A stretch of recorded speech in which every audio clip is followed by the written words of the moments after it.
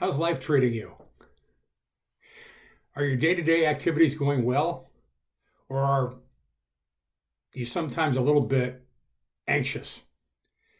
There's a lot going on right now, and a lot of people are handling a lot of anxiety in different ways. When you get anxious, do you lash out? Or do you go the other way? Do you crawl into a shell and just go silent? Every day we're hearing more and more cases of people relapsing into alcohol abuse and drug abuse. I'd like to share with you an idea I have of how to get through these anxious times and thrive. But first, I'd like us all to do one thing. Can we take a deep breath and think about little things we can do where sometimes while we're doing those little things, we can collaborate with a lot of people that have the same idea to empower ourselves and make a difference. This past Saturday, 145,000 of my closest friends, including a Toastmaster friend of mine named Lisa Fairchild,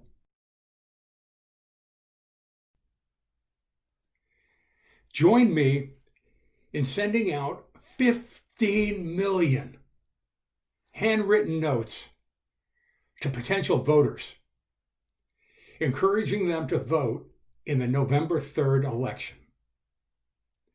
We did this on behalf of an organization called Vote Forward, whose only goal is to encourage people to vote so we have the biggest turnout possible.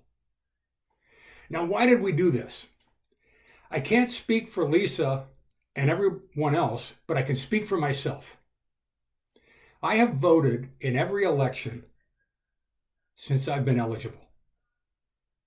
And like everyone else, I've seen some elections go the way I want it to go, and I've seen some go in a different direction. But the one thing I looked at every time I was disappointed in the results was the turnout. If the voter turnout was good, I realized that the American public was engaged. I trust the American voter, and I took solace in the fact that they made a decision with a big voter turnout. When the voter turnout was small, that's when I would have the empty feeling and really feel like we might have gotten it wrong. So who did I write to? I wrote to potential voters in Georgia, Florida, Ohio, and Texas. And we received clear instructions from the Vote Forward leadership to write a nonpartisan message. It wasn't appropriate for us to tell the voters that we adopted, who we wanted to vote for and who we thought they should vote for. The message was just how important it is to vote. So what was my message? I vote because I want to have a say in what happens in our country, our state, and our communities. Whether I'm happy with the results or not, I'm comforted in the fact that I exercise my right to vote for my beliefs. 100 people got that message from me, and none of them have any idea who I'm voting for or who I support. They just know that they have a friend in California that would like them to vote. So what's in it for you? While I'm passionate about voting, and I hope all of you vote, I know all of you are passionate about something. And whatever it is that you're passionate about, whatever it is that might be making you anxious now, there's probably one little thing that you can do.